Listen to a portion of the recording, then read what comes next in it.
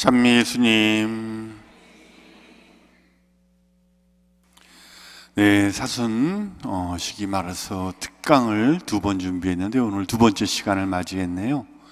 오늘 재미있는 오페라 속의 카톨릭 문화라는 주제를 가지고 장일범 발렌티노 우리 교수님이시죠. 2달 전까지 우리 본당 교우셨는데 이사를 가셨다고 얘기를 들었어요.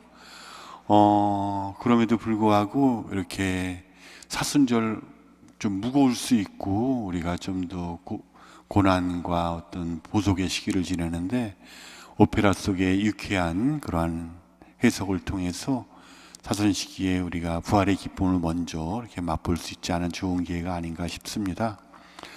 여러분들 이렇게 많이 바쁘신 중에도 이렇게 함께 하셔서 너무 감사드리고요.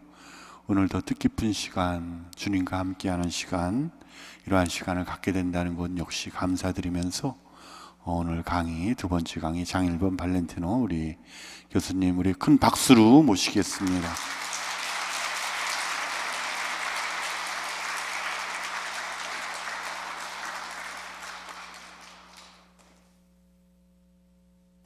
네, 찬미 예수님, 네, 안녕하세요. 네, 반갑습니다. 제가 2018년에 서초동 성당에 이제 신자로 이렇게 오게 되어서 아주 행복하게 그동안 서초동 성당에서 이렇게 늘 미사와 강론을 잘 듣고 지냈는데 이번 1월 말에 이제 일산의 식사동으로 이제 가게 되어서 너무나 안타까웠는데 마침 또 연락이 오셨어요. 그래가지고 너무 잘 됐다 해서 제가 그 이사 갔다는 얘기를 하지 말고 강론을 여기서 강연을 해야 되겠다 이런 생각이 들어서 이렇게 여러분 뵙게 되었고 오늘 같은 경우는 이제 제가 그 여러 가지 뭐 스케줄이 앞으로 많이 와도 그 당시에 생각한 거는 만패불청이다. 바둑에서 뭐 어떤 패가 들어와도 다 안 하겠다. 그리고 이 강연을 꼭 해내겠다라는 마음을 갖고 오늘 이제 하게 되었습니다. 그래서 너무나 기쁘고요. 네.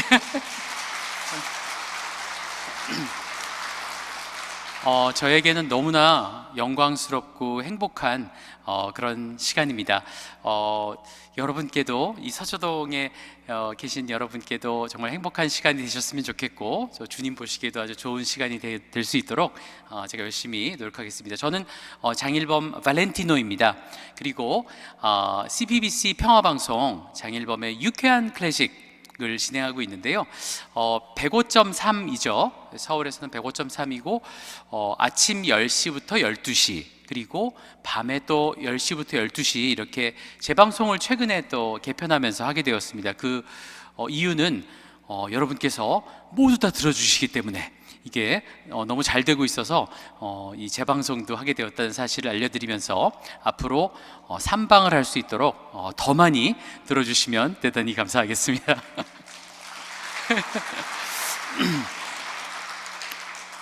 자, 오늘 원래는 오페라 속 가톨릭 문화였거든요. 사순식이기 때문에. 그런데 너무 딱딱할 것 같더라고요. 오페라 속 가톨릭 문화라고 하면. 그래서 앞에 재미있는이라는 제목을 붙여봤습니다.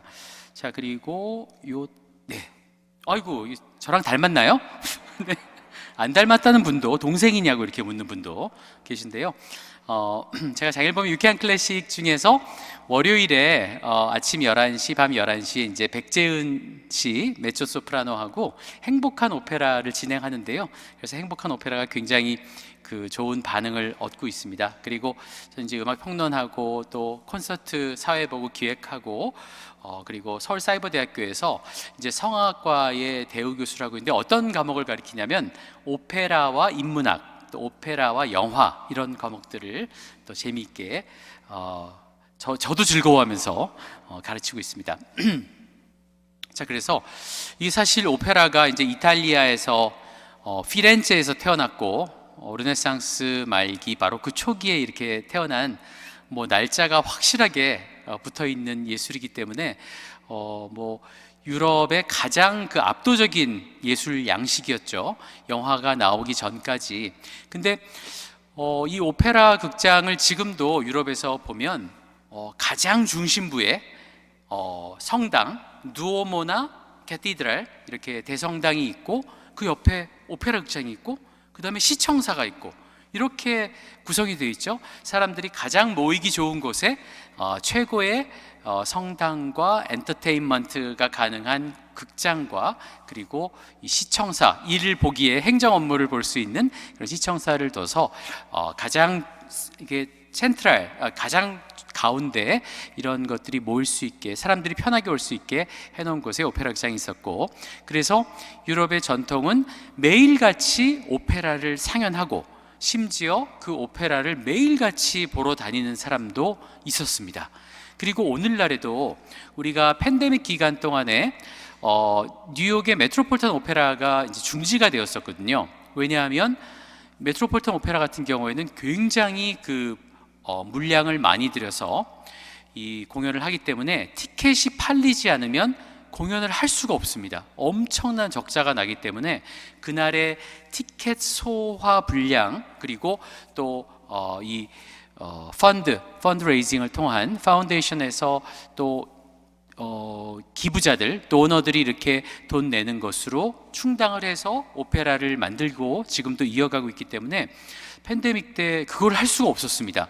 그러자 이 메트로폴리탄 오페라의 그 행정부에서 어떻게 결정을 내렸냐면, 우리 공연을 매일같이 오시는 분들이 있다. 실제로 저도 메트로폴리탄 오페라 뉴욕에서 갔을 때 옆에 앉으신 분이 여자분인데 이제 혼자가 되신 분이고, 그리고 화랑을 운영하신대요. 근데 매일 오신다는 거예요, 오페라 극장에.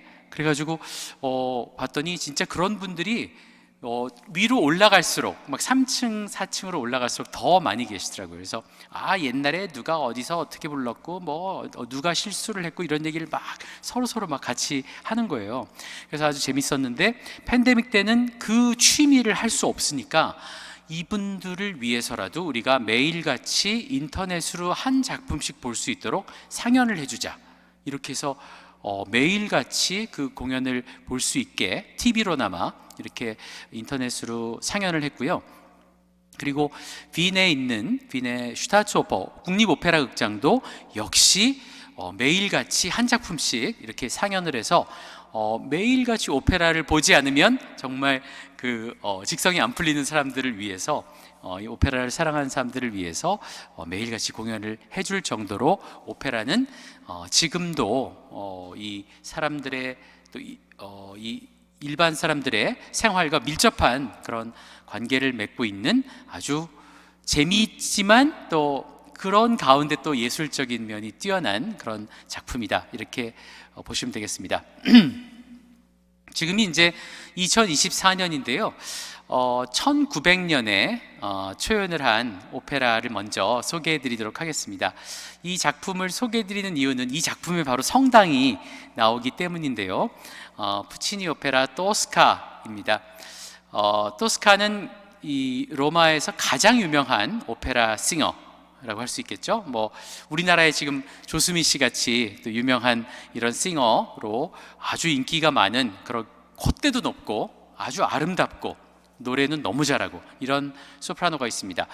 자, 근데 이 소프라노의 남자친구가 아직 둘이 결혼은 안 했는데 까바라도시라고 하는 화가입니다. 근데 이 화가가 이 성당에서 막달라 마리아를 그리고 있습니다. 그리고 있으면서 이 애인인 토스카는 눈도 검고 머리 색깔도 브라운색인데 여기 이 내가 그리고 있는 여인은, 아타반티 가문의 여인은 눈도 파란색에 또 금발머리, 여성들은 다 이렇게 아름다움을 지니고 있지, 하지만 우리 토스카가 최고야, 이러면서 노래를 부르는 오묘한 조화라는 이제 곡을 부르면서 이 오페라가 시작되는데요. 자, 그리고 나서 이 오페라의 그 배경이 등장합니다. 오페라의 배경은 나폴레옹이 이탈리아를 침공해 왔을 때 그때를 배경으로 합니다. 근데 그 당시에 놀라웠던 것은 여러분들 다 아시는 것처럼 나폴레옹이 워낙에 유럽 젊은이들한테 신망이 높았죠. 굉장히 인기가 좋았습니다. 왜냐하면 새로운 이 정치 체제를 만들어서 공화정을 세워서 이 제정, 황제가 다스리는 정치가 아니고 공화국을 만들어서 이렇게 새로운 민주적인 그런 정치 체계를 세우겠다라고 하니까 각국에 있는 젊은이들이 나폴레옹을 굉장히 이제 숭배하게 된 겁니다. 그래가지고 나폴레옹이 이탈리아로 쳐들어가는데도 이탈리아에는 이런 그 청년들이 있었습니다. 그래서 까바라도시도 그런 사람들 중에 나폴레옹을 굉장히 사랑하고 좋아하는 그런 젊은이들 중에 하나였고요. 베토벤도 역시 그런 그 예술가였죠. 그래서 베토벤도 굉장히 나폴레옹을 좋아하다가 나폴레옹이 스스로 다시 황제직에 올라가니까 이제 내가 그에게 주려고 했던 에로이카 이 3번 교향곡 이제 지워버리고 보나파르트 나폴레옹에게라고 썼던 것을 지워버리고 그냥 어느 영웅을 추억하며로 이렇게 바꾼 적이 있습니다. 그럴 정도로 유럽 젊은이들에게 희망과 또 절망을 함께 안겨주었던 사람이 나폴레옹인데, 이때 이탈리아를 쳐들어갔을 때 그 유명한 알프스산 이야기가 나오죠. 올라갔는데 이 산이 아닌가 봐요 해가지고 그 얘기가 바로 이탈리아 요트에 나왔다고 하는데요. 이탈리아로 쳐들어갔는데 이탈리아 군대가 아주 훌륭하게 막아냈다, 나폴레옹 군대를 무찔렀다라는 그런 소식이 이곳 로마까지 전해져 오게 됩니다. 그래서 이 로마에 있는 성당지기, 그리고 또 이 복사 아이들, 그리고 또 성가대 아이들이 너무나 즐거워하면서 와 신난다 이러면서 그 오늘 밤에 테데움을 이제 미사를, 전승 미사를 거행하자 이러면서 준비를 하는 그런 장면부터 함께 감상을 해보시겠습니다. 산타안드레아 델라 발레는 로마에서 뭐 그 바로크 시기에 또 가장 중요한 5개의 성당 중에 하나라고 이렇게 불리죠. 로마에 너무나 훌륭하고 좋은 성당이 많지만 그 중에서 산타안드레아 델라 발레도 꼭 한번 가볼 만한 성당인데요. 이곳을 배경으로 해서 이 사그레스타노, 이제 여기서 우리 이 오페라에서 성당직이라고 불리는데 이 소년합창단과 노래하는 장면 함께 감상을 해보시겠습니다. 유튜브 프리미엄에서는 동영상도 광고로 끊김없이 보고 좋아하는 음악도 즐길 수 있어요.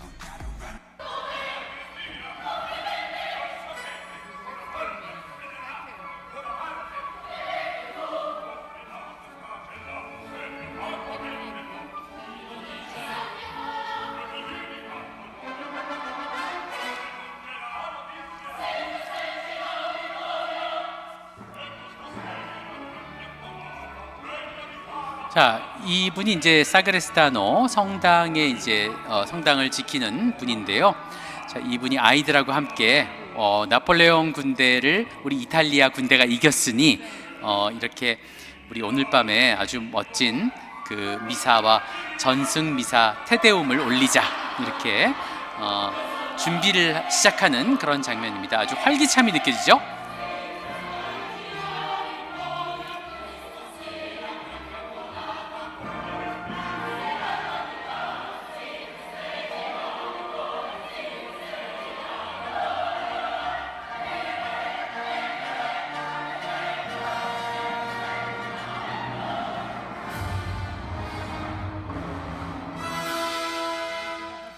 네, 여기 로마의 경시청 경감 스카르피아가 이제 등장하는 장면이었고요. 뭐 제가 어린이 미사도 자주 와서 이렇게 미사를 드렸는데 그때 우리 어린이들만큼이나 아주 활기찬, 어린이들 주로 여러분 잘 지내셨나요? 그러면 아니요 이렇게 대답하는 어린이들이 많거든요. 서성성당에. 전 지금도 잊을 수가 없이 아주 즐거웠습니다.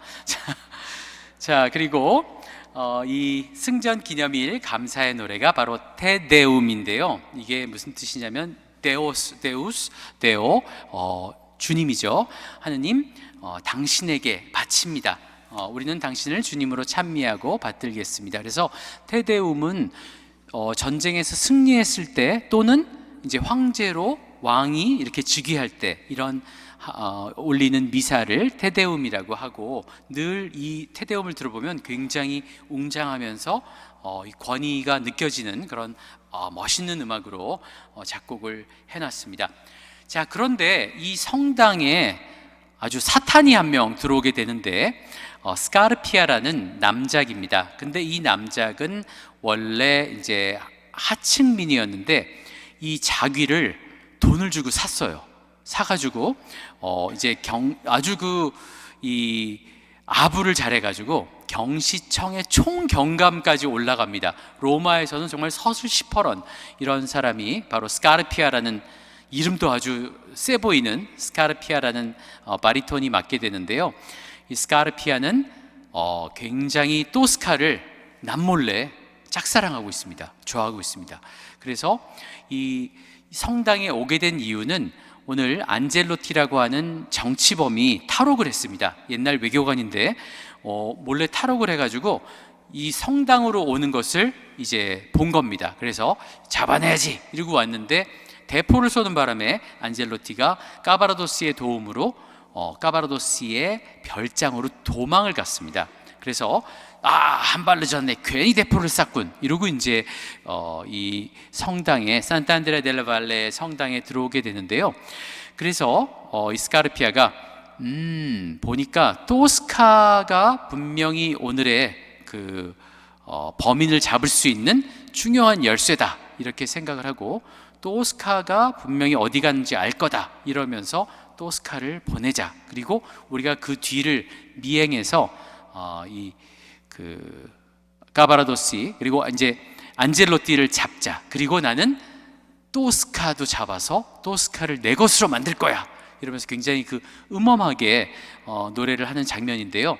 이 장면을 놀랍게도 푸치니는 성당에서 테데움이 열리는 그런 시간에 이 노래를 옆에서 아주 세속적인 그런 이 속된 마음으로 그녀를 내가 차지하겠다 이런 생각을 하고 있는 스카르피아의 아주 음험한 마음하고 같이 음악을 엮어놨습니다. 그래서 두 개가 동시에 울려 퍼지는데 기가 막히게 음악적으로 멋있게 이렇게 울려 퍼지는데요. 스카르피아는 성당을 두려워하지 않는, 이 하느님을 두려워하지 않는 그런 존재로 여기서 등장을 합니다. 그러다 결국에는 나중에 토스카의 칼을 맞게 되는데요. 자, 함께 이 바리톤 브린테르벨, 이 바리톤이 아주 이 역할을 빼어나게 잘 부르거든요. 자, 이제 내 부하들 모두 3명 이제 함께 떠나고, 그리고 한 대 마차를 준비해라. 그리고 와 토스카여 어서 가라. 그럼 우리가 그 뒤를 쫓아서 이 안젤로티를 잡고 일망타진시키겠다. 이런 자신의 계획을 얘기하는 장면입니다. 함께 보시겠습니다. 로얄 오페라 하우스에서 열렸던 공연 실황입니다. 혹시 빈 박스 없나요? 감사합니다. 100원. 자, 로얄 오페라 하우스는 이제 런던에 있는 오페라 극장이죠.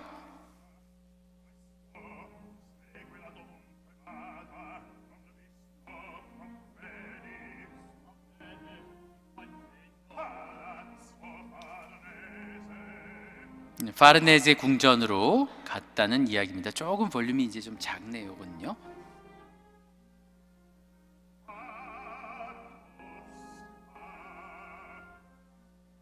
네, 아주 악당같이 생겼죠?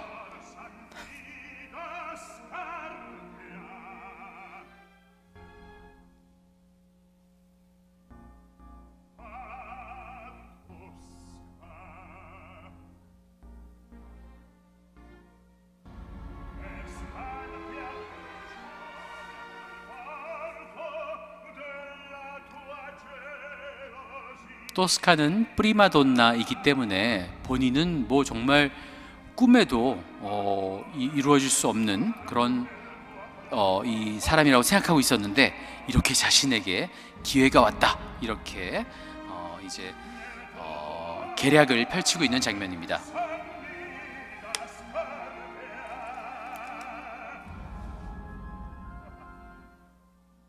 토스카, 네 마음 속에 이 스카르피아가 이 둥지를 펼치게 된 것이다. 이렇게 얘기하고 있습니다. 그래서 다른 사람들은 다 미사에 집중하는데 혼자 지금 아주 자신의 이 나쁜 계략을 얘기하는 스카르피아인데요. 요 성당의 음악하고 이 사람의 아리아가 이렇게 어우러져 성과 속이 교차하는 그런 장면을 보여줍니다.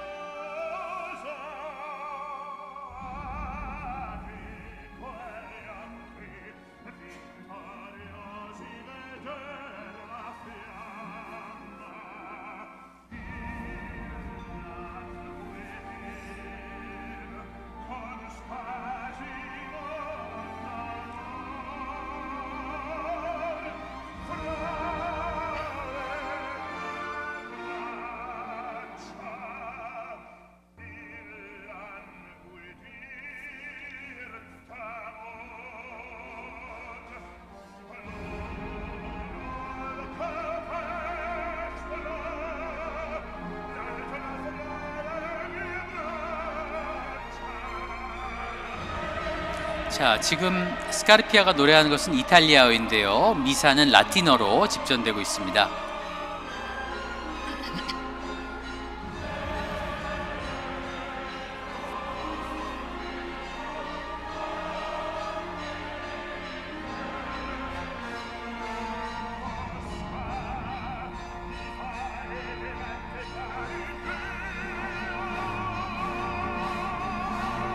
토스카, 너는 나로 하여금 하느님을 잊게 만드는구나, 주님을 잊게 만드는구나, 이렇게 이야기하는 악당입니다.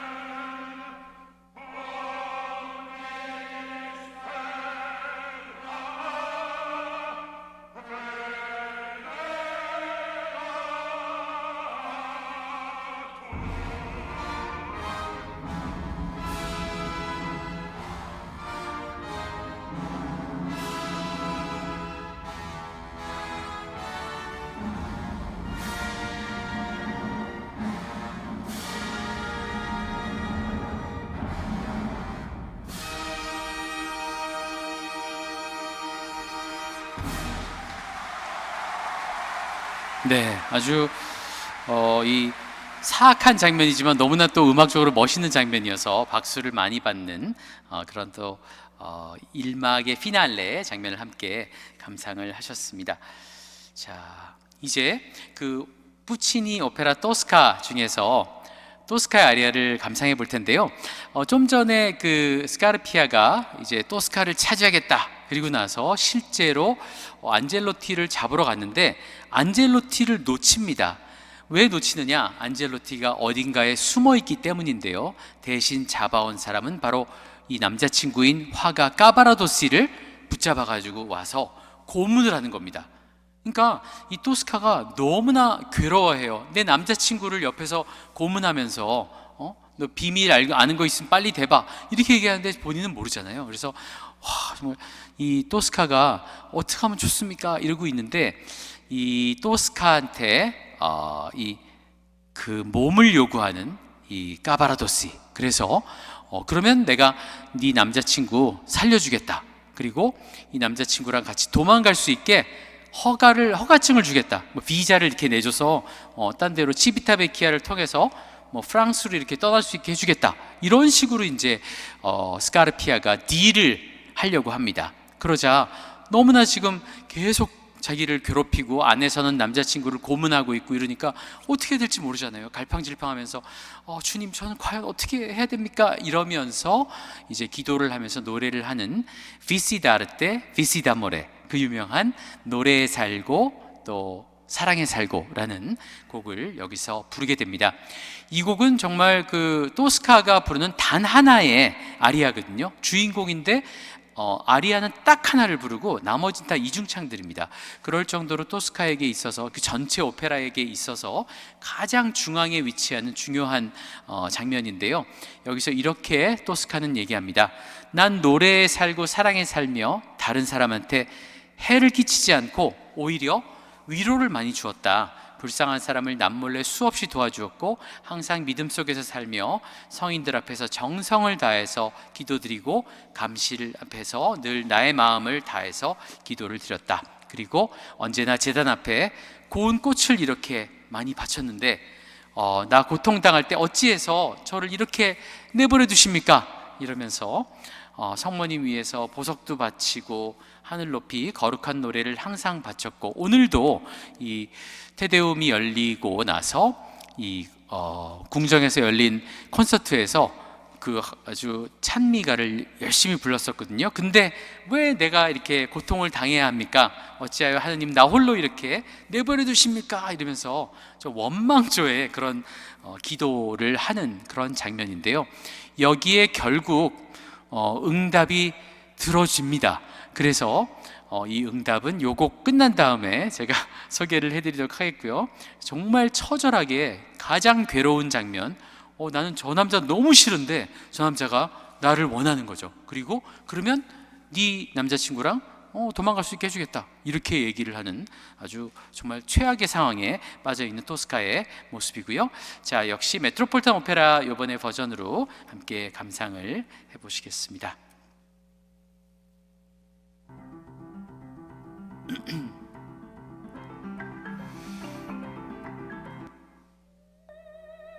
네, 세계에서 가장 토스카를 잘 부르는 성악가 중에 한 명인 안젤라 게오르기입니다.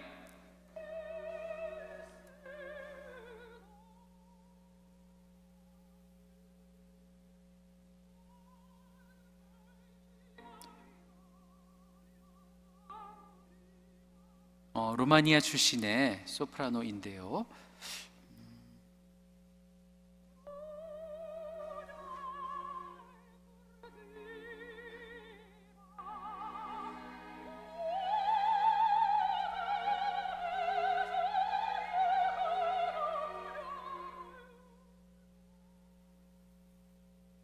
이 토스카는 상당히 강한 여성입니다. 그래서 프리마돈나 여주인공으로서 언제나 당당하고 사람들 앞에서 늘 최고의 이 자존심을 내세운 여인인데, 이렇게 자존심도 상하고 이런 위기에 봉착해 있는 순간에 기도를 노래로 올립니다.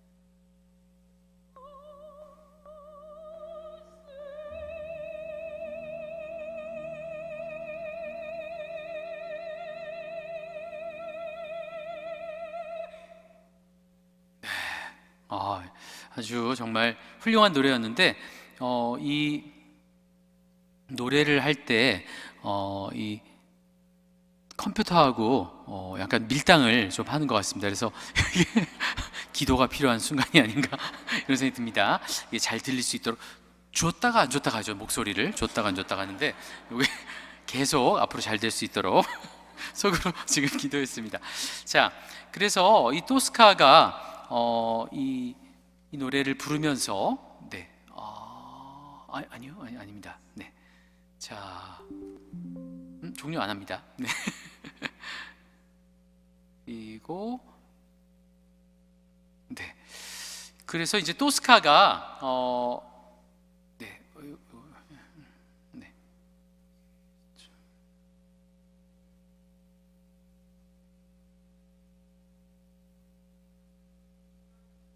슬라이드쇼, 예, 슬라이드쇼요?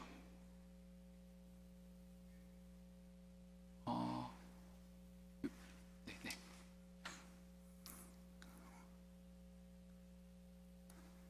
네. 역시 나창식 안드레아 신부님께서 잘 해결해 주시네요. 제가 신부님 강론을 굉장히 좋아합니다. 신부님 팬입니다. 그 주일 6시 미사에서 엄청나게 강론 많이 들었거든요. 9시 때도 많이 듣고, 그래서 너무너무 팬인데 이렇게 뵙게 돼서 너무 좋고요. 그래서 이제 토스카가 기도를 했는데 계속 이제 다가오는 겁니다. 이 까바라도스 스카르피아가. 그래가지고 이제 어떻게 해야지 막 이제 고민하고, 대신 이제 이 통행 허가증은 써줬습니다. 그래가지고 그걸 딱 받아들고 있는데 자기한테 이제 시간이 되었어 이러면서 딱 다가오는 거 아니겠습니까? 그래가지고 무서워가지고 이렇게 있다가 보니까 조금 전에 스카르피아가 와인이랑 같이 먹던 스테이크 썰던 칼, 이게 있었던 겁니다. 그래가지고 그걸 탁 잡아가지고 스카르피아를 돌아가지고 퍽 찌릅니다. 그래서 스카르피아가 정말 사람들이 가장 무서워하는 이 로마의 경시청 총경감으로 모든 그 사람들이 벌벌 떨던 자인데, 이 소프라노의 손에 의해서 세상을 떠나던 아주 아이러니를 이렇게 또 만나게 되는데요. 결국 그런데 그 토스카도 결국 나중에 까바라도시도 총을 맞아서 이제 사형이 되고, 토스카도 뛰어내려서 결국 죽고 마는 그런 아주 비극적인, 주인공이 다 3명이 죽는 그런 스토리가 이 토스카였습니다. 자, 그래서 이게 무승부가 나게 되거든요. 토스카가 뭐라 그러냐면 너 스카르피아 하늘에 가서 보자, 하늘나라에 가서 보자 이러면서 뛰어내리는 아주 그 당당한 그 또 주인공입니다. 자, 이번에는 프랑스의 작곡가 쥘 마스네의 작품을 만나보시겠는데요. 쥘 마스네는 굉장히 문학 작품을 오페라화하는 것을 즐기고 좋아한 사람입니다. 그래서 이 마스네의 작품 가운데서 젊은 베르테르의 슬픔 있죠, 괴테의. 이 베르테르도 프랑스 오페라로 만들어 놓았고, 또 마농 같은 작품도 이 오페라에서 가장 아름답다고 하는 마농 같은 인물도 오페라로 만들어 놓았고요. 그리고 또 오페라의 3대 미녀 라트라비아테 비올레타와 함께 또 마농, 그리고 타이스를 들 수 있는데, 이 타이스도 역시 마스네가 작품으로 만들어 놓았습니다. 이 작품은 아나톨 프랑스라고 하는 이 작가의 작품을 바탕으로 하는데요, 소설인데 이 고대 이집트로 가게 됩니다. 그러니까 구약 성경 시대인데요. 여기 타이스는 알렉산드리아에 살고 있습니다. 이집트의 알렉산드리아에 살고 있는데, 이 여자가 정말 알렉산드리아를 타락시키는 그런 주범이다. 사람들이 이렇게 생각을 하고 있습니다. 왜냐하면 이 알렉산드리아는 도시가 완전 유흥과 쾌락과 그리고 또 타락의 도시로, 소돔과 고모라의 상태로 막 가고 있는데, 그거를 이집트에 가면 그 콥트 교도들이 있잖아요. 그 이제 수도사 분들이 같이 이제 빵으로 아주 그 험불한 식사를 하시다가 이 이야기를 합니다. 이거 아무래도 타이스 때문에 알렉산드리아가 다 지금 아주 더럽혀지고 있다. 고쳐야 되지 않겠느냐, 이렇게 얘기를 하니까 누군가 나서겠다고 이렇게 손을 번쩍 든 사람이 있었습니다. 바로 아타나엘 수사인데요. 이 아타나엘이 내가 이 사막을 건너서 내 친구가 사실 그 타이스의 애인이다, 아주 부자인데 그 친구한테 가서 이 타이스를 회개시키겠다, 이렇게 이제 장담을 하고 떠나게 됩니다. 그래가지고 딱 이제 알렉산드리아에 도착했더니 뭐 완전히 맨날 주연의 파티에 뭐 타이스가 춤추고 그 중동풍에 막 음악이 울려 퍼지고 아주 뭐 난리 잔치를 벌이고 있습니다. 그래서 이 아타나엘이 계속해서 타이스한테 너 이제 나중에 후회한다, 이렇게 살면은 너 결국은 너에게 남는 것은 아무것도, 공허만이 남게 되고 넌 아무것도 가질 수가 없다, 이런 얘기를 계속해서 회개하고 주님을 믿어라 이러면서 종교를 가져야 된다 이러면서 계속 이제 타이스한테 계속 얘기하거든요. 타이스가 처음에는 뭐야 뭐 이러면서 이상한 사람이어가지고 나한테 자꾸 뭐라 그러네, 이러면서 별꼴이야 뭐 이러면서 이제 쳐다보지도 않았습니다. 근데 계속 얘기하니까 이게 조금씩 그런가? 이런 생각이 들면서 자기가 이제 거울을 본 거예요. 타이스가 거울을 봤는데 거울에 지금은 내가 이렇게 예쁘고 아름답고 정말 다 나를 원하지만 조금만 있으면 이게 이제 주름도 생기고 내가 이제 못생겨지고 그러면 어떻게 하지? 이러면서 걱정을 하기 시작합니다. 이거는 겉 표피에 불과하지 않나, 이런 생각을 하게 되면서 타이스가 바둑으로 치자면 장고에 들어갑니다. 이게 바로 메디타시옹 릴리지우스, 종교적 명상이라는 그 유명한 타이스의 명상 장면이거든요.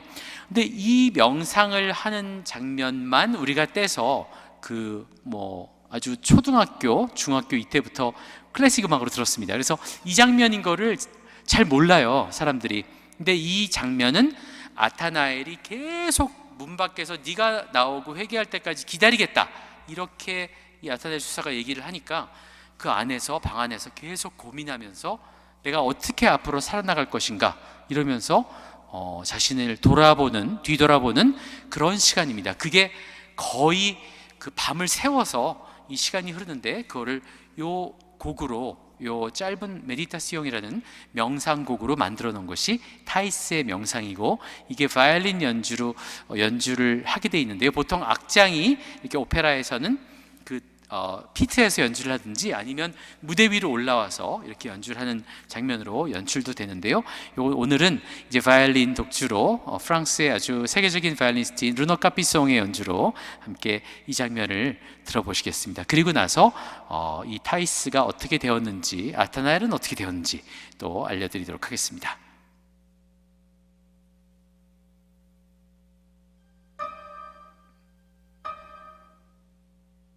여기 굉장히 이 타이스가요, 이 사진을 이 그림을 찾아보시면 세인트 타이스라고 되어 있습니다. 그러니까 성 타이스가 된 겁니다.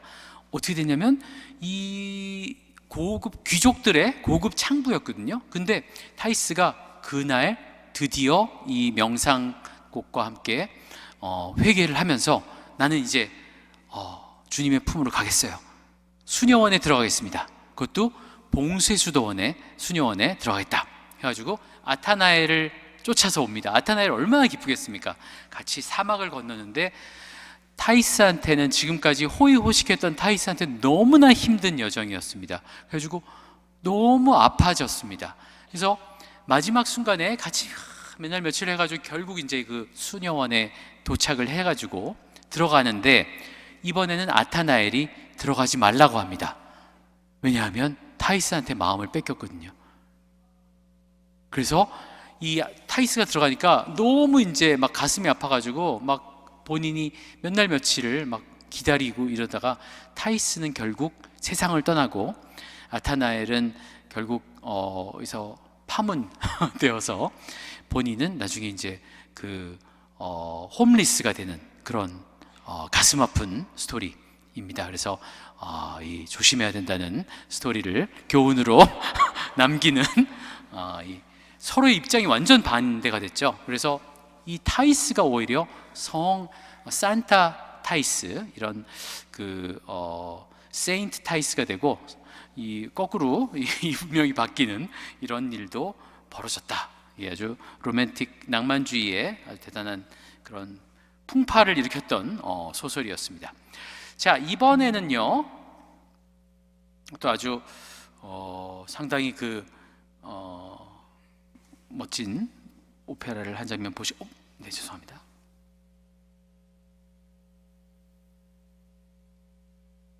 유튜브 프리미엄에서는 네. 동영상도 광고로 끊김없이 보고 좋아하는 음악도 즐길 수 있어요.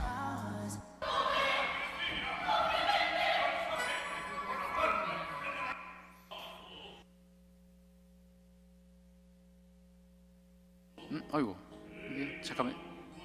네, 요거를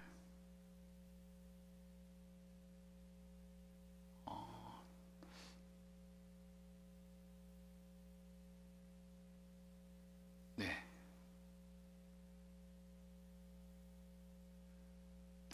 네, 요 다음에 보실 장면은 1890년 이제 20세기에 점점 가까워지고 있는데요.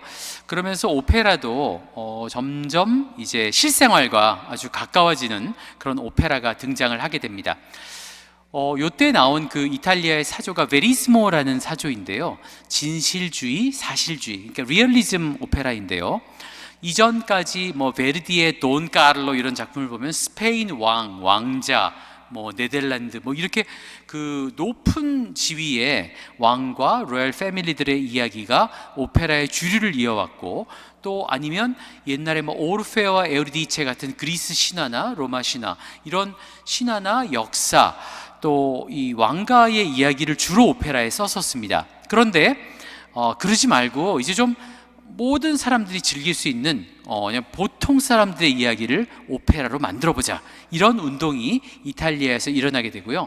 오페라가 너무 크다, 오페라가 너무 방대하고 한 작품 보려면 막 3시간 뭐 이렇게 걸리니까 그런 작품 말고 단막 오페라를 만들어서 좀 더 재밌게 즐겨보자, 이런 운동이 일어나게 됩니다. 그래서 일단에 이탈리아의 젊은이들이 이 손소니오라고 하는 그 출판사하고 계약을 맺고 콩쿠르 대회에 나가서 이 작품들을 상연하게 되는데, 그때 수상한 작품이 바로 피에트로 마스카니의 오페라 카발레리아 루스티카나라는 작품인데요. 카발레리아 하면은 이게 이제 뭐 미스타, 뭐 기사, 이런 이야기입니다. 그래서 카바예로 이렇게 하잖아요. 루스티카나 하면은 시골 기사도 뭐 이런 뜻이 되겠는데, 하여튼 시골 이 기사인데 이 사람은 예비군이기도 합니다.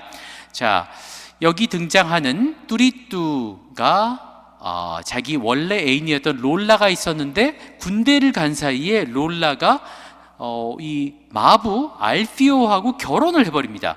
그러자 군대에서 온 뚜리뚜가 아니 이럴 수가, 나를 배신하고 고무신을 거꾸로 신어? 이러면서 이제 여기 마을에 있던 산투짜라는 착한 여인하고 사귀입니다. 그래서 산투짜랑 잘 되어가고 있었는데 롤라가 와가지고 이제 또 이 뚜리뚜한테 또 추파를 막 던지는 겁니다. 안녕 이러면서 막 오래간만이야 이러니까 또 갑자기 또 그 롤라에 대한 마음이 이렇게 일어나게 되고, 그래서 롤라하고 몰래 만나서 또 사귀게 됩니다. 그래서 이 산투짜가 그 사실을 알고 아주 대경로를 하면서 어머니 루치아한테 와서 그 얘기를 하는데, 어머니는 내 아들이 그럴 리가 없다 이러면서 계속 무시를 하는 겁니다, 산투짜를. 그러니까 이 날이 바로 부활대축일 날이었습니다. 그래서 부활대축일 날에 모든 이 시칠리아의 사람들이 다 이제 성당에 가서 미사를 이제 드리려고 하는데요. 이 산투짜 남아 있고 또 이 뚜리뚜하고 롤라는 또 성당으로 들어가 버렸습니다. 그런데 롤라의 남편인 알피오가 저기서 저벅저벅 걸어온 게 아니겠습니까? 그래서 산투짜가 호소할 데가 없으니까 이 알피오한테 그 사실을 얘기합니다. 근데 알피오는 정말 그 옛날에 뭐 이대근 씨가 맡던 역할이죠. 이 사람이 뭐 이런 그 아주 그 힘세고 정말 그 약간 아주 조금 힘만 세고 좀 무식해 보이는 그런 스타일의 아주 그 힘센 그 사람인데요. 그래서 이 마부인 알피오가 끝까지 열받아서 이놈을 내가 혼내주겠다, 죽여버리겠다, 이렇게 이제 마음을 먹게 됩니다. 그래가지고 이 모두들 그 성당에 들어갔을 때 부르는 산투짜의 아리아가 있는데요. 레지나 첼리, 이 하늘의 모후시여, 하늘의 여왕님이시여 하고 이제 마리아 찬가를 부르게 되는 장면, 이 산투짜가 기도를 하면서 제발 우리 뚜리뚜가 나한테 돌아오게 해주세요 이러면서 노래를 하는 장면인데요. 이 장면 함께 감상해 보도록 하겠습니다.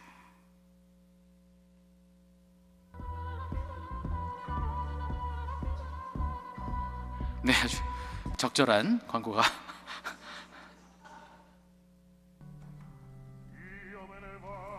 현대적으로 연출된 그런 버전이고요.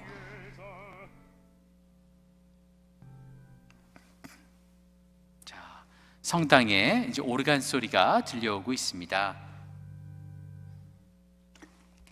파니피치오, 이게 빵 가게죠? 여기서 꼬로 합창단하고 이제 엄마 루치아가 있고요. 여기 산투자가 같이 곡 중 솔로로 합창해서 나오게 됩니다.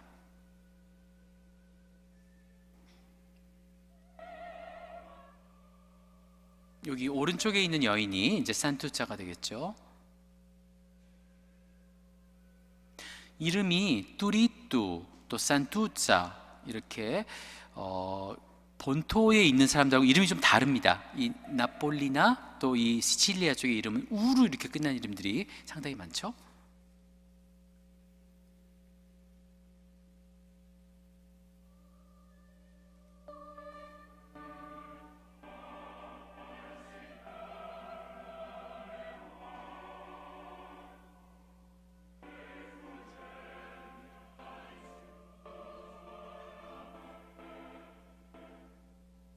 이 뚜리뚜네 집안은 포도주를 이제 그 떼에다 와가지고 파는 그런 술집을 하고 있습니다. 와인 가게 엄마가 그 역할을 하고 있고요. 아들이 이제 마차를 타고 가서 이제 와인을 가져오는 그런 역할을 합니다.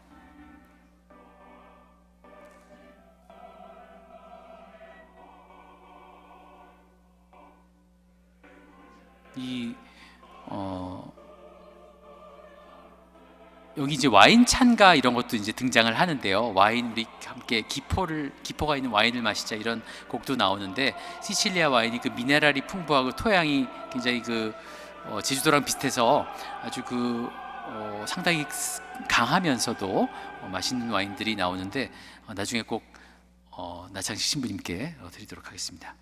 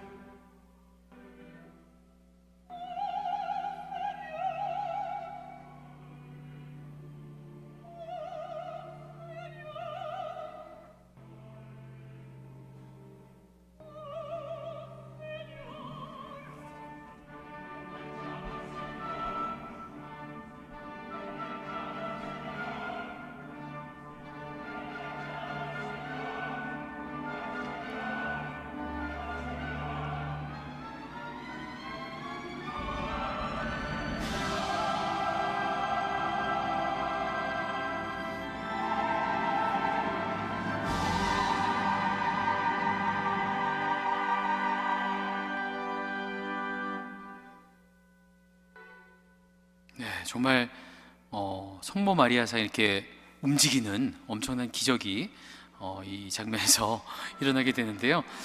실제로 이제 그 대부의 그 장면 보시면 이 부활 대축일 날 이렇게 사람들이 리틀 이탈리에서 다 운집해가지고 함께 축제를 벌이는 모습을 영화로도 보실 수가 있죠. 그 대부에 나오는 사람들이 시칠리아 사람들이고 또 나폴리나 이쪽 남부 사람들이 굉장히 가톨릭이 강하고 또 이렇게 그 축일을 아주 잘 보내기 때문에 이런 전통을 이 오페라에서도 아주 잘 살린 면을 볼 수가 있습니다. 자, 그래서 이 장면을 함께 만나봤고요. 아부의 이야기는 네. 뉴스에 나오지 않은 자, 것이 이번에는 기사 한 줄조차 되지 못합니다. 그래서 우리는 이 울음소리도 네. 영양실조로 10초마다 한 명의 아이가 죽는다는 사실도 네. 깜짝깜짝 놀라게 하네요. 자, 그러면은 여기서 네. 아닌데?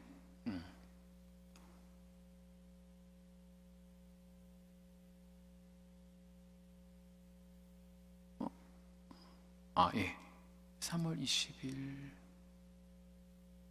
제게 어디로 갔을까요? 여기 있습니다. 여기 있습니다.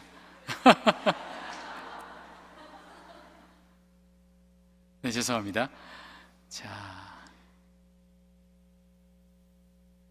자, 요 까발레리 루스티카나에서 이제 그 중요한 장면이 또 등장을 하는데 그 인터메조입니다. 인터메조인데 이 인터메조는 간주곡이라고 불리잖아요. 근데 인터메조가 뜻하는 것은 폭풍 전야 같은 느낌을 줍니다. 그래서 이 성당에 이제 모든 사람들이 그 미사를 드리러 갔을 때 이 마을이 텅 비잖아요. 그래서 거기서 이제 그 바로 이 전원풍에 인터메조 신포니코가 울려 퍼지면서 이 조금 후에 있을 엄청난 그 결투 장면을 이제 대비하는 그런 시간이 펼쳐지는데, 자, 여기에 이제 후세 작곡가들이 최근에 와서 이제 가사를 붙였습니다. 아베 마리아 가사를 붙여서 노래를 부르는데 굉장히 아름다운 그런 곡들이 탄생하고 있거든요. 그래서 안드레아 보첼리도 이 곡을 불렀고요. 또 이 엘리나 가란차라고 하는 라트비아 출신의 메초소프라노, 그 남편이 까렐 막쉬손이라는 지휘자인데 이 사람이 이제 편곡을 해가지고 이 곡을 또 불렀습니다. 그래서 야외 콘서트에서 부르는 모습을 우리 함께 보도록 하겠습니다.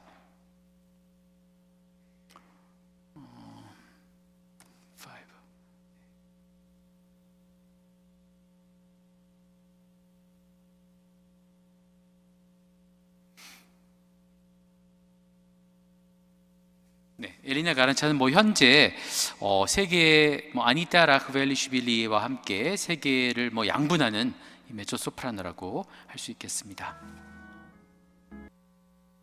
네, 지금 남편이 지휘하고 또 부인이 부르는 모습이 상당히 아름답죠. 이 엘리나 가란차는 우리가 지금 살고 있는 이 세계에서 가장 우아한 그런 품격 있는 그 메초소프라노라고 생각이 됩니다. 그래서 우리나라에 온다면 꼭 한번 엘리나 가란차를 보시면 좋겠고요.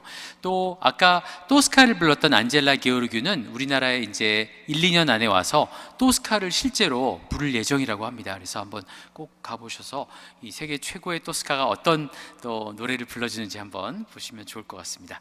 자, 이번에는 네. 요 다음 또 오페라를 넘어가 보도록 하겠습니다. 자, 이번에는 레온 까발로, 바로 이 마스카니하고 같은 그 연배의 작곡가가 되겠는데요. 아까 까발레리 루스티카는 1890년에 이제 처음 초연한 작품인데 요 2년 후에 1892년에 초연을 한 빨리아치를 보시겠는데요. 빨리아치는 광대들이라는 뜻입니다. 그래서 우리 옛날에 뭐 동춘 서커스처럼 이렇게 유랑극단 있죠. 유랑극단들의 그 애환을 다룬 그런 작품이고, 광대들이니까 사실 가장 이제 신분적으로 19세기 가장 낮은 계급의 이 사람들이 어떤 애환을 갖고 있는지 우리가 모르는 광대들의 그 앞에서의 즐거움과는 다른 뒤에 슬픔을 또 그려낸 그런 작품입니다. 근데 이 작품이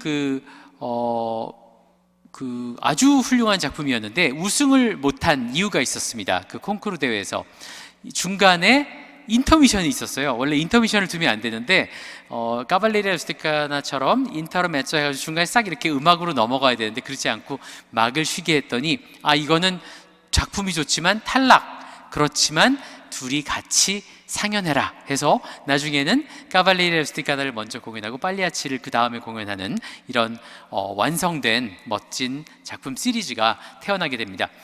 자, 또 이 작품은 성모승천 대축일을 배경으로 한 작품입니다. 그래서 8월 15일 날 이 여름 하늘에 이탈리아를 감상할 수 있는데요. 자, 이 작품에서 또 여기 이제 부부의 문제가 나타나게 되는데 여기 가니어라는 이 악단장이 바로 이 광대입니다. 근데 이 광대가 어렸을 때 주워온 고아 소녀, 그러니까 우리 옛날에 그 짬바노 기억나세요? 짬바노 기억나시죠? 젤소미나하고 짬바노 뭐 그런 사이라고 생각하시면 되는데, 이 어린 고아 소녀를 키우다가 자기가 이제 너무 좋아하게 돼서 결혼을 합니다. 그래가지고 계속 이제 자기 울타리 안에만 있게 되는 거죠. 나이 차이가 굉장히 많습니다.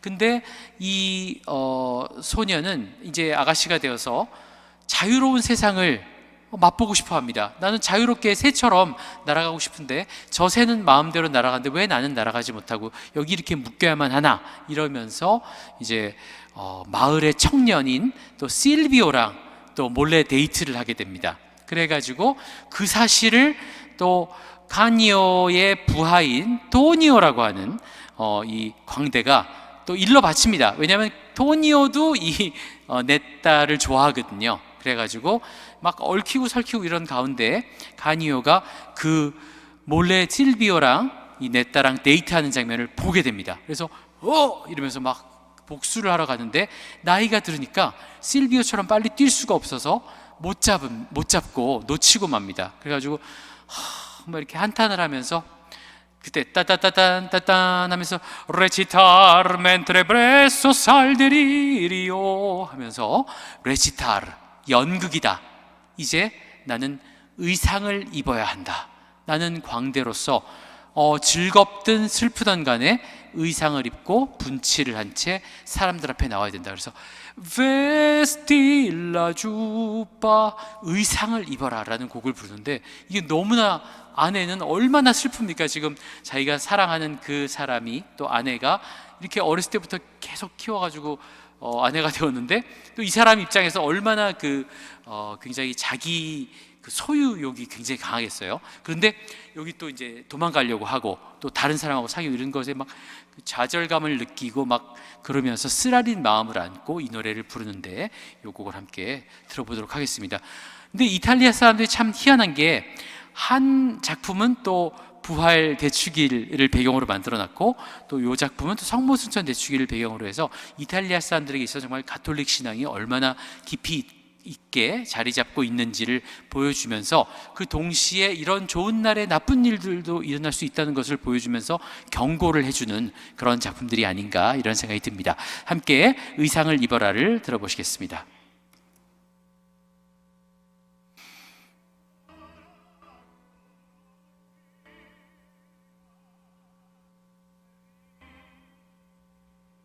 로베르토 알라냐 테너, 이 시칠리아 출신의 프랑스 테너가 노래를 하고는 있습니다.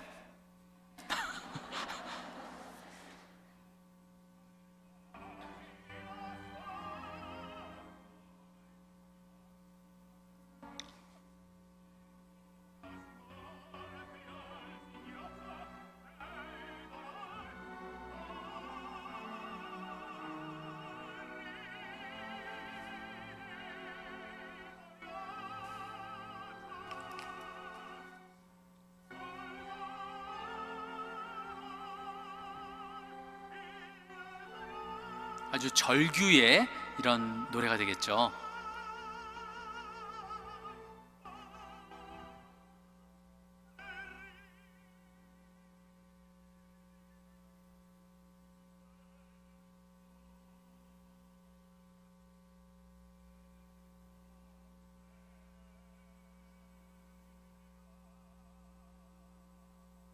아주 슬픔을 속삭여서 지금 들려주고 계신데,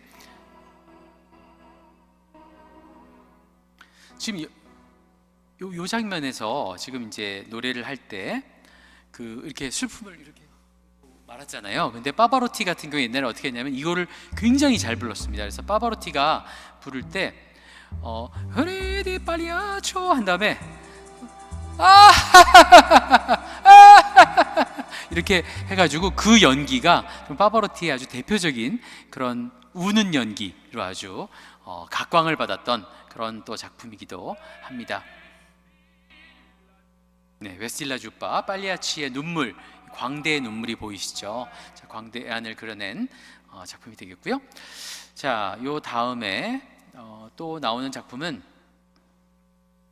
베르디 오페라 La Forza del Destino, 운명의 힘이라는 이 작품은 정말 그 가톨릭 신앙과 뗄래야 뗄 수 없는 그런 아주 중요한 작품이기도 합니다. 그런데 이 작품이 원래 그 처음 만들어졌을 때 1862년에 어디서 초연을 했냐면 러시아의 상트페테르부르크에서 초연을 하게 됩니다. 러시아에서 베르디한테 당신 유럽에서 제일 유명한 작곡가니까 우리가 러시아 황실이 돈이 엄청나게 많았잖아요. 그래서 우리가 돈을 엄청나게 줄 테니까 마음껏 작품을 하나 써라 했더니 이제 베르디가 왔다 갔다 하면서 이 작품을 쓰게 됩니다. 근데 또 러시아는 또 그 러시아 정교회잖아요. 근데 이 작품 또 가톨릭 작품이니까 좀 그 반감을 갖는 사람들이 초연 때 있었다고 해요. 근데 이 작품을 베르디가 썼는데 이 작품이 너무나 비극적입니다. 거기 나오는 사람이 주인공이 또 다 죽어요. 그래가지고 이 작품을 좀 한 명이라도 안 죽게 고쳐야겠다. 이래서 결국 이제 개정판을 베르디가 내게 되는데 마지막에 이 남자 주인공이 안 죽는 버전으로 결국 오늘날까지 이제 공연이 되고 있습니다. 그래서 La Forza del Destino 이 작품을 상연할 때 밀라노 라스칼라에서는 이 악보에 이 제목이 안 써 있습니다. 왜냐하면 이 제목을 써놓으면 자꾸 오페라 하다가 이상한 일들이 벌어지는 거예요. 자꾸 뭐 누가 떨어진다든가 뭐 줄이 끊어진다든가 이런 일이 벌어져가지고 이 제목을 얘기하지 않고 써놓지 않고 여기 앞에 제목을 안 써놓고 그냥 악보 이렇게 넘기게끔 이렇게 해놓을 정도로 조금 좀 미신이 좀 있는 그런 또 오페라이기도 합니다. 자, 이 운명의 힘에 나오는 그 주인공은 돈 알바로라고 하는데요. 스페인에서 돈은 이제 경칭이죠. Sir 이런 거잖아요. 그래서 이게 돈 줘봤니 하면은 우리가 돈을 줘봤니? 뭐 이렇게 생각을 하지만 그게 아니라 돈 조반니, 그죠? 조반니, 이름이 조반니인데 귀족들은 앞에 조반니, 키호테 이렇게 붙이는 거죠. 그래서 돈 조반니, 돈 후안입니다. 이 여기 나오는 돈 알바로가 페루 잉카족 출신의 귀족입니다. 근데 레오노라라는 이 귀족 출신의 깔라트라바 백작의 딸하고 둘이 또 너무 좋아해가지고, 근데 아버지가 두 사람의 관계를 인정을 안 하고 니는 절대로 내 눈에 흙이 들어갈 때까지 결혼할 수 없어 이렇게 조선시대 스타일로 이렇게 얘기를 하는 거죠. 그래가지고 이 두 사람이 야반도주를 결심합니다. 우리 아버지 몰래 도망치자 해가지고 오늘 도망치려고 그러는데 갑자기 마음이 약해지는 거예요. 조금만 우리 이 돈 알바로가 우리 도망가자 그러는데 딸이 자꾸 아버지 얼굴 못 보고 가서 어떻게 막 이러다가 아버지가 또 인기척이 들리니까 나옵니다. 돈조반니 오페라처럼 아버지가 나오는데, 그래서 총을 들고 있던 이 돈 알바로가 아버지가 나오시니까 오늘은 포기다 하고서 총을 던집니다. 근데 그 총이 땅에 떨어지면서 발사돼 가지고 아버지가 맞아요. 그래가지고 아버지가 캑 하고 돌아가십니다. 정말 놀라운 운명의 장난 아닙니까? 운명의 힘, 거기서부터 이제 시작이 되는데, 그래가지고 이 두 남녀는 도망을 치는데 너무 급한 나머지 둘 다 딴 데로 도망을 칩니다. 자, 그리고 이 레오노라의 오빠인 돈 까를로가 두 사람을 이제 찾으러 다니는 겁니다. 그래가지고 어느 여인숙에 갔는데 이 여동생이 오빠를 본 거예요. 그래가지고 막 또 도망칩니다. 그래서 오빠가 막 쫓아가고, 그래서 결국은 또 이 사람들이 스페인 사람인데 이탈리아에서 전쟁이 일어나는데 거기로 다 그 전쟁에 이기기 위해서 이제 용병으로 나가는데 거기서 또 두 사람이 또 만납니다. 왜냐하면 이 돈 까를로는 계속 돈 알바로를 찾으러 다니는데 거기서 또 만나게 된 거예요. 그래서 너무나 친한 친구가 됐는데 알고 보니까 자기 그 죽을 돈 알바로가 다쳐가지고 그 자기의 소지품 딱 이렇게 보여주는데 마지막으로 이걸 내 애인한테 전해줘 이렇게 얘기하는데 보니까 자기 여동생이거든요. 그래서 이놈이구나 해가지고 나을 때까지도 기다립니다.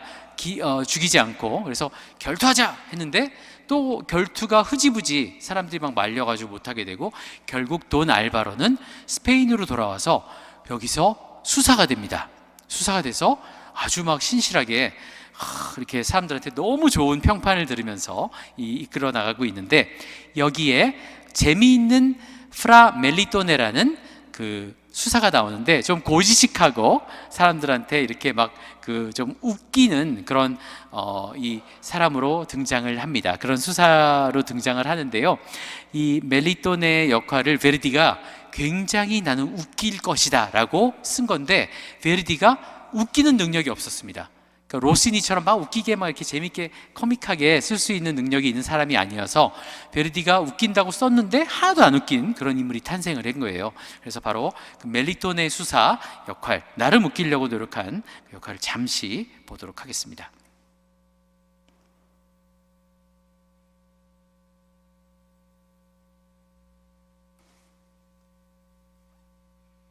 자, 그래서 이 마을 사람들한테 이제 빵도 나눠주고, 그리고 또 바르셀로나 위에 올라가면 몬세라 있죠. 몬세라 같은 그 바위 산에 이 수도원이 있는데 여기에 이제 딸인 레오노라가 이제 찾아옵니다.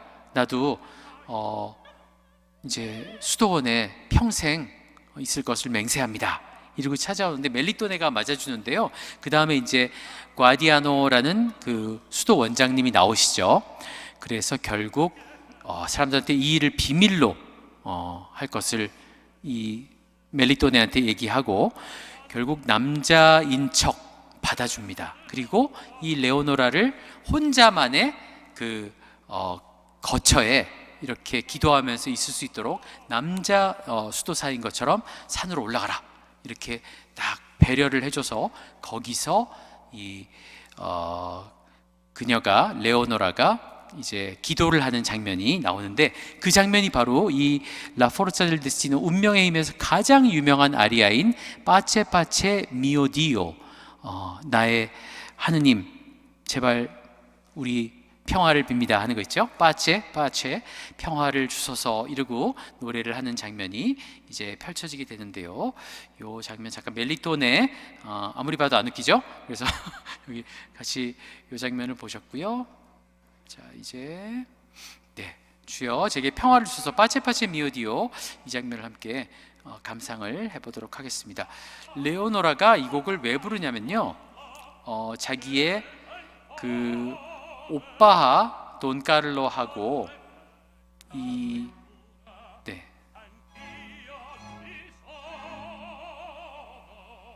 오빠하고 잠깐 뒤로 오빠하고 돈 알바로하고 드디어 만나게 됐는데 오빠가 계속해서 너 이래도 나한테 화 안 낼 거야? 이러면서 계속 이제 그 신경을 건드리는 겁니다. 근데 이 돈 알바로는 맹세를 했습니다. 내가 수도사로서 절대로 사람들한테 화를 내지 않고 어떤 결투도 하지 않겠다.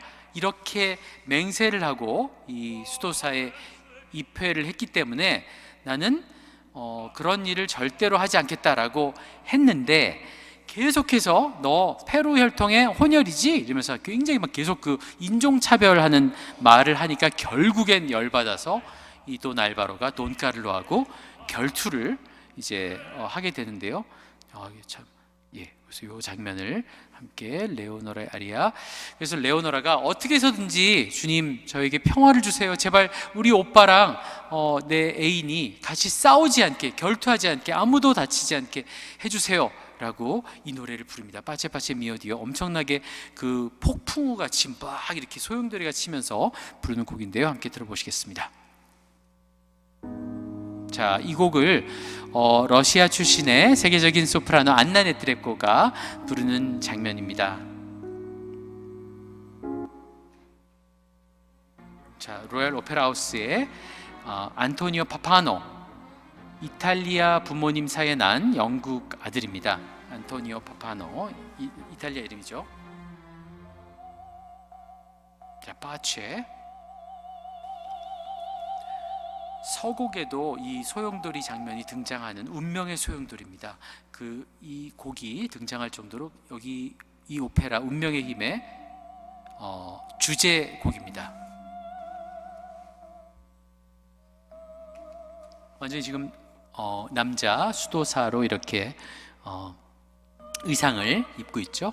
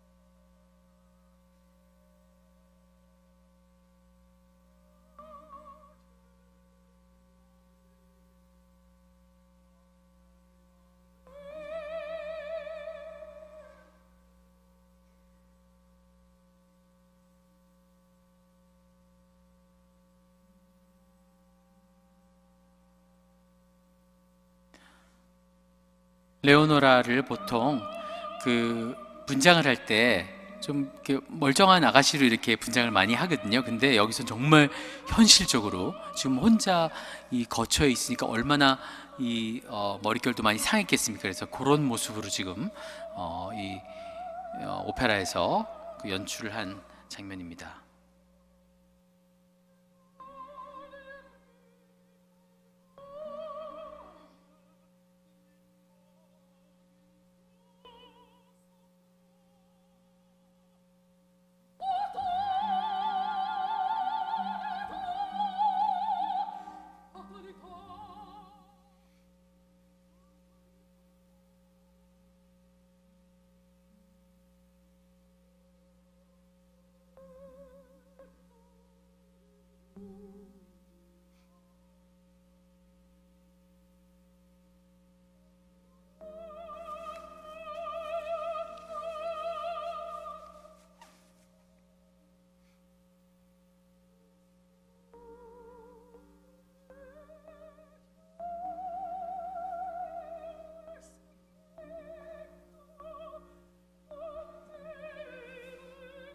이 처음서부터 이 오페라는 계속 꼬여 나갑니다. 둘이 야반도주 하려고 했는데 아버지가 갑자기 떨어뜨린 총에 맞아서 세상을 떠나기 시작해서 계속 이제 운명이 엇갈려 가면서 도망치는데 또 거기에 오빠가 또 오고 또 둘이 결투하려다가 또 결투가 무산되어서 결국 이 몬세라 산까지 막 올라와 가지고 결투를 벌이는데 그 옆에서는 이렇게 여동생이 제발 두 사람이 결투하지 않게, 아무도 다치지 않게 해주세요 하고 절규하는 그런 장면인데요.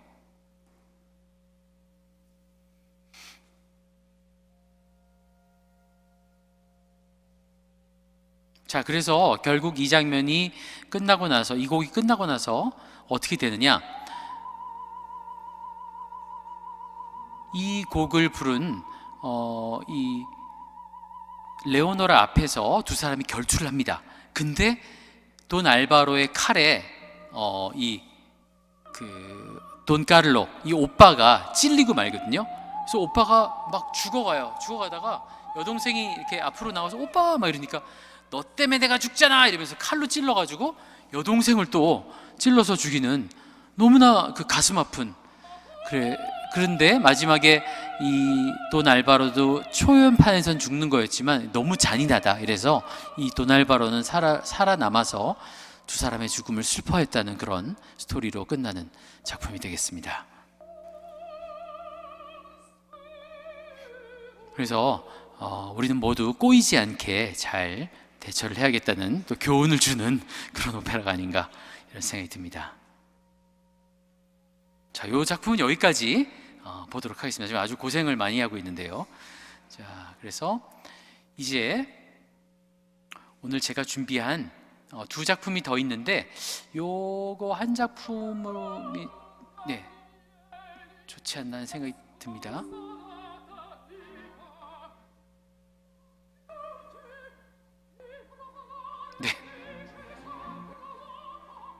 네, 이제 아이고 갑자기 또 노래가 잘 나오네요.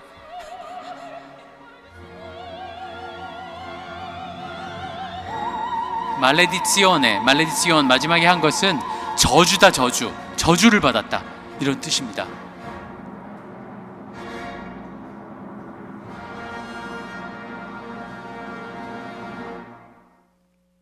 사실 베르디도 뭐 이탈리아 사람이고 엄청난 또 가톨릭 신자인데요. 근데 요 작품 말고 리골레토 있죠. 리골레토라는 광대가 나오는 그 스토리에 원래 갑자기 왜 이렇게 음량이 시원하게 나온 거죠?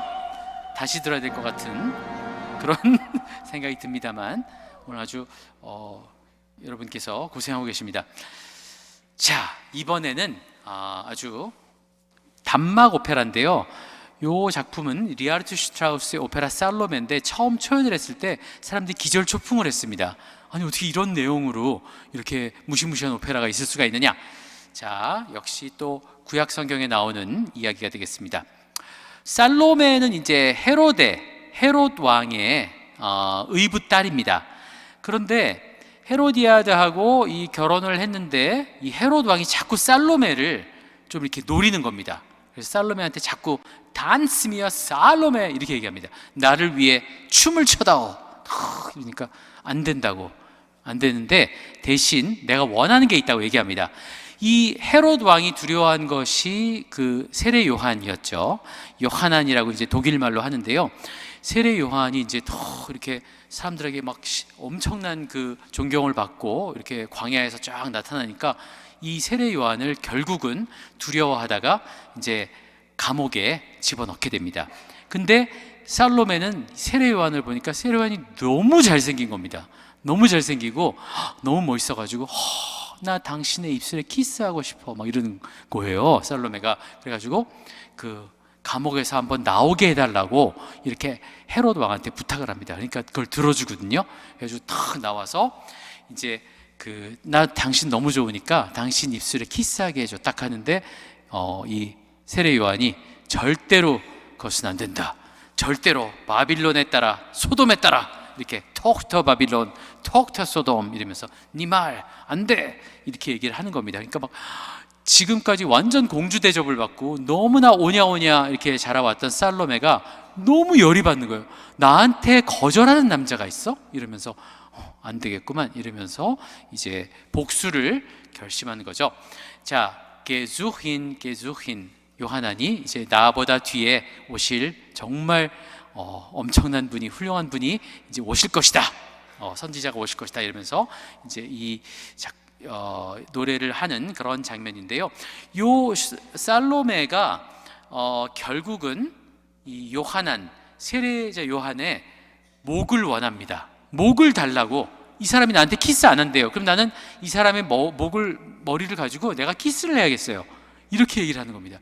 그러니까 헤롯 왕이 안 돼, 안 돼.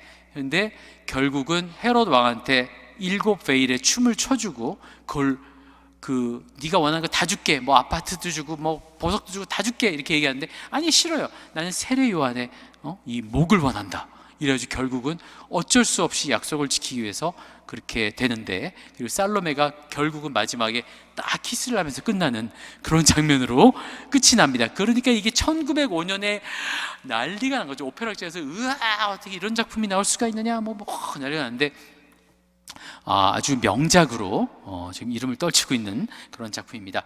자, 요 하이라이트를 잠깐 보도록 하겠습니다. 자, 이건 이제 7베일의 춤이고요. 중동풍의 음악으로 되어 있죠. Salome is a princess. 네, 네덜란드 암스테르담 국립극장에서 오페라 극장에서 펼쳐진 공연 이제 하이라이트입니다. There is a big change in her when she meets with this prophet who is calling up from underneath the ground. 예, 세례자 요한, 세례 요한이고요.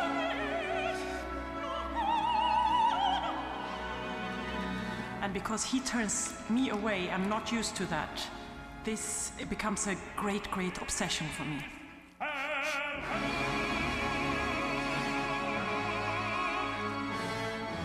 이 작품은 굉장히 바그너의 영향을 많이 받아서 끝나지 않고, 아리아가 끝나지 않고 이탈리아식 끝나지 않고 계속 이어지는 그런 무한선율로 처음부터 끝까지 이루어져 있습니다.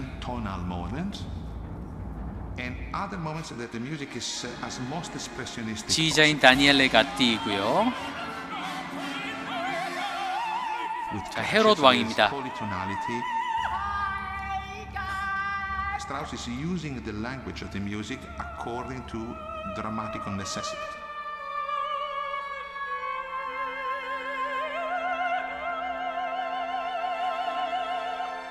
The challenges are a few.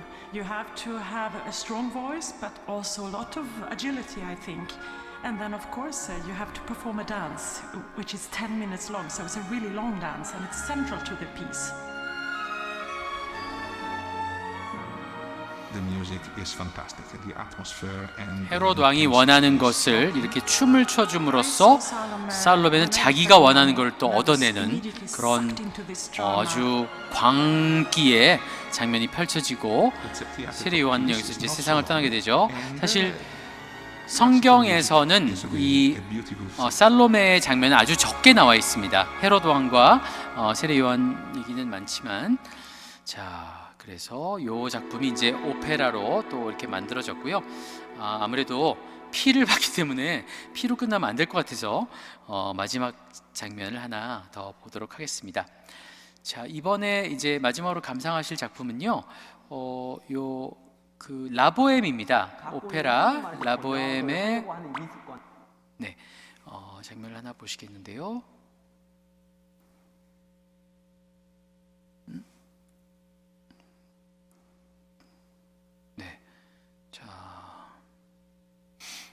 자, 푸치니 오페라 라보엠이 사랑스러운 오페라로 끝을 맺는 것이 아무래도 저에 대한 인상이 좋아질 것 같아서 이렇게 이 작품으로 끝을 맺겠는데요. 이 라보엠에 나오는 주인공은 사실 라트라비아타에 나오는 주인공하고 같은 직업군의 여성이다, 이렇게 생각하시면 됩니다.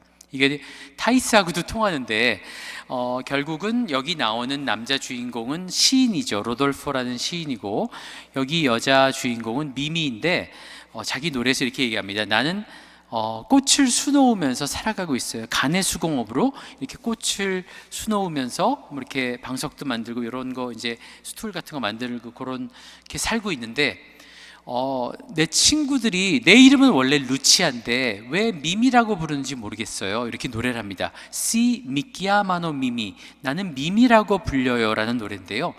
왜 미미라고 불리느냐, 그 이유는 본인이 압니다. 사실은. 왜냐하면 화류계에 있던 여성들한테는 옛날에 프랑스에서 미미, 롤로, 조조, 도도, 코코 이런 식으로, 코코 샤넬도 마찬가지거든요. 이렇게 다 그 두 같은 음절에 이름을 줘서 이렇게 부르기 편하게 이렇게 화류계 여인들을 불렀던 거죠. 그래서 그녀도 이제 몸을 팔던 그런 여성이었는데, 이제 그 로돌포의 친구들이 살고 있는 꿈을 먹고 이렇게 젊은 예술가가 되겠다는 꿈을 갖고 있는 이 젊은이들의 밑에 집에 살고 있는 아가씨였는데 어느 날 촛불이 꺼졌습니다. 그래서 너무 추워가지고 촛불을 빌리러 왔는데 그게 크리스마스 이브였던 거예요. 친구들은 다 밖에 있는데 로돌포가 내 이름은 깨질리다만이나 그대 찬손 내가 따뜻하게 덮여줄게요 이러면서 자기의 꿈에 대해서 얘기하고 자기 소개를 막 합니다. 왜냐하면 남자가 여자한테 마음에 들면 막 자기 소개하면서 그 마음에 들으려고 하잖아요.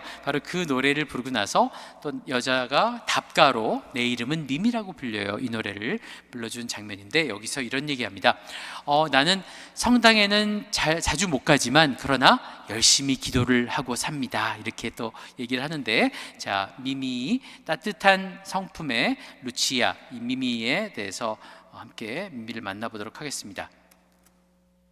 자, 유럽에 정말 많은 이름이 또 루치아죠.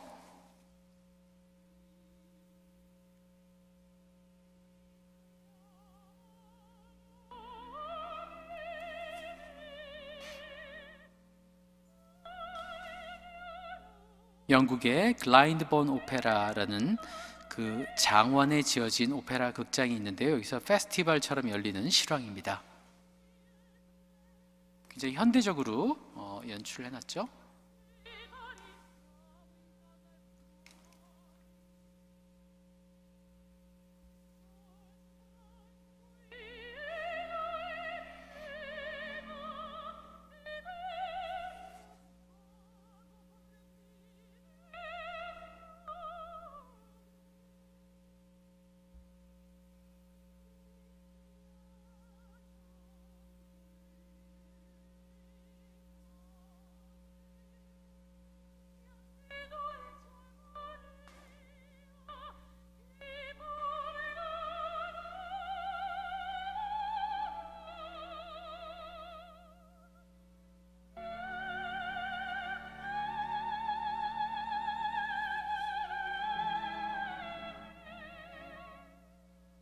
미미는 비올레타 라트라비아타의 주인공과 마찬가지로 폐병에 걸려 있죠. 그래서 폐결핵으로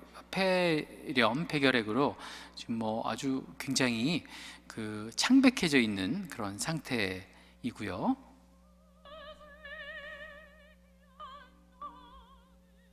네, 오페라에서는 실제로 창백하게 안 보이는 여성들이 많긴 합니다만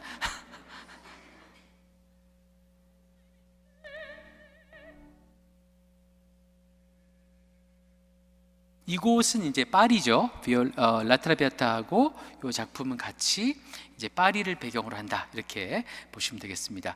자, 이렇게 해서 오늘 이 오페라와 가톨릭 문화 재미있는 오페라와 가톨릭 문화가 됐는지 좀 궁금합니다. 왜냐하면 좀 음악을 시원하게 좀 들었으면 우리 참 좋았을 텐데 그게 잘 이루어지진 않아서 너무나 안타까운데요. 그래도 보람 있는 시간이 되셨나요? 네. 아이고.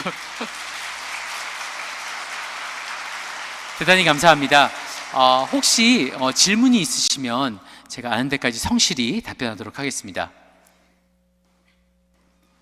질문은 그러면 내년 피정 때 받도록 제가 서초동 성당에서 참 오랫동안 행복한 시간을 덕분에 많이 받고 이렇게 일산으로 이사를 갔는데요.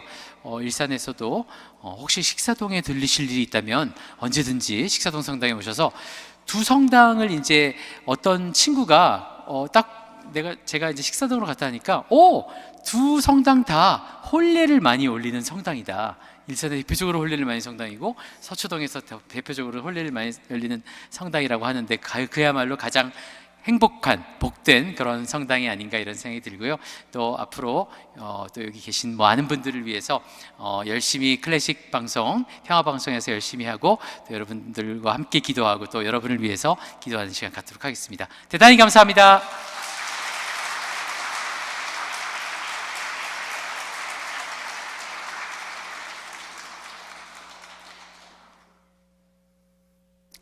참 예수님, 3월의 아름다운 밤입니다.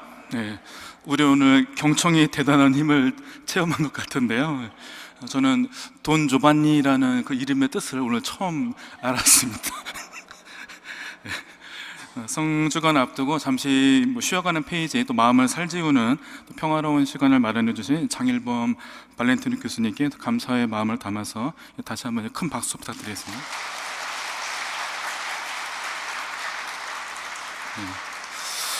오페라 속의 가톨릭 문화라는 제목으로 준비를 했는데요. 개인적으로 오페라의 아버지 베르디의 꼬이지 말라는 주제가 담겨 있다는 운명의 힘, 그 작품 안에 빠체 빠체 미오 디오, 주님 제게 평화를 주소서라는 사실 그 제목이 어쩌면 지금 이 사회에 또 이 나라에 또 우리들 자신에게 정말 필요한 것 같은데, 오늘 마침 기도는 성 프란치스코 성인의 평화를 위한 기도로 마침 기도하고 강복드리고 마치겠습니다. 성부와 성자와 성령의 이름으로 아멘. 주님, 저를 당신의 도구로 써주소서. 미움이 있는 곳에 사랑을, 다툼이 있는 곳에 용서를, 분열이 있는 곳에 일치를, 의혹이 있는 곳에 신앙을, 그릇됨이 있는 곳에 진리를, 절망이 있는 곳에 희망을, 어두움에 빛을, 슬픔이 있는 곳에 기쁨을 가져오는 자 되게 하소서. 위로받기보다는 위로하고, 이해받기보다는 이해하며, 사랑받기보다는 사랑하게 하여 주소서. 우리는 줌으로써 받고 용서함으로써 용서받으며 자기를 버리고 죽음으로써 영생을 얻기 때문입니다. 아멘. 주님께서 여러분과 함께 전능하신 천주 성부와 성자와 성령께서는 여기 있는 모든 이에게 강복하소서. 주님을 찬미합시다. 하느님 감사합니다. 성부와 성자와 성령의 이름으로 아멘. 편안한 밤 되십시오.